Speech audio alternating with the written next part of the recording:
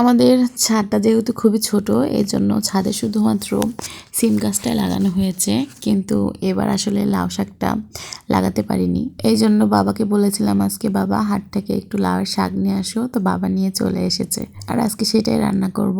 তো hello everyone, আসসালামু আলাইকুম। সবাই কেমন আছেন? আশা করছি সবাই ভালো আছেন। আলহামদুলিল্লাহ আমি অনেক ভালো আছি।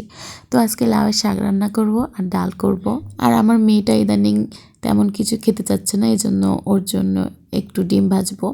তো আমি এদিকে রান্নাবান্না শুরু করে দিয়েছি। এখানে আমার শ্বশুর আব্বু সকালের খাবার খেতে বসে গিয়েছে। আমার মেয়েটা ও দাদুর পাশে সবসময় এভাবে বসে থেকে খায়। ও কিন্তু কারোর সাথে খায় না, শুধুমাত্র দাদুর সাথে।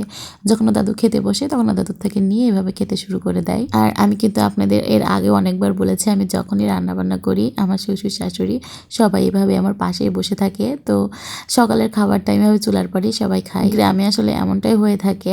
তো এখানে আমি লাউ শাকটা প্রথমে খুব ভালোভাবে সেদ্ধ করে নেব, কারণ যদি সেদ্ধ করে না নেওয়া হয় তাহলে লাউয়ের ডাঁটাগুলো দেখা যায় যে খুব একটা সেদ্ধ হয় না। তো ওইদিকে আমার লাউ সেদ্ধ করা হয়ে গিয়েছে, ওটা পরে আবার তেলে দেব।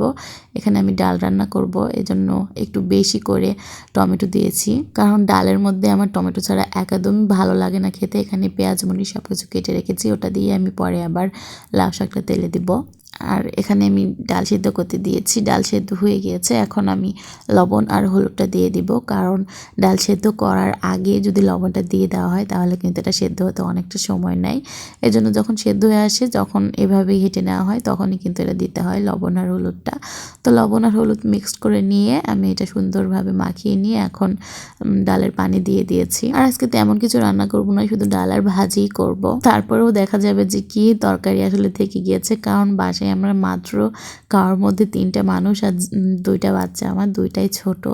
আমরা 3টাই মানুষ থাকি, আর আপনাদের ভাইয়া তো বাসায় থাকে না, ও রাজশাহীতে থাকে। এই জন্য খুব বেশি যদি তরকারি রান্না করা হয় দেখা যায় যে নষ্ট হচ্ছে। আর আমি আগে বলেছি আমার তরকারি নষ্ট করতে একেবারেই ভালো লাগে না, বলতে পারেন আমি একটু কিপটে। আর সংসারে কিন্তু বাড়ির বউদের একটু কিপটামো না করলে কিন্তু চলে না, কারণ সব সময় স্বামীর আর আসলে আয় হিসেবে খরচ করা উচিত। আর আমি সেটাই করি। এখানে আবার অনেকে এটা অনেক বাজেভাবে নিতে পারেন, কিন্তু আমার কাছে আসলে আমার স্বামীর যতটুকু সামর্থ্য আমি সেভাবে চলার চেষ্টা করি।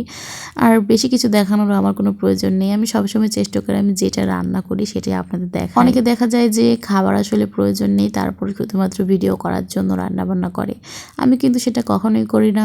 তো ঠিক আছে, আজকে আর কিছু বলছি না, আমার এটুকুই রান্না ছিল আজকে। রান্নাবান্না আমার প্রায় শেষ। তো সবাই ভালো থাকবেন, আর আমার জন্য আপনারা অনেক বেশি দোয়া করবেন। আমার ভিডিও যদি আপনাদের কাছে ভালো লেগে থাকে তাহলে আমার পাশে থাকবেন।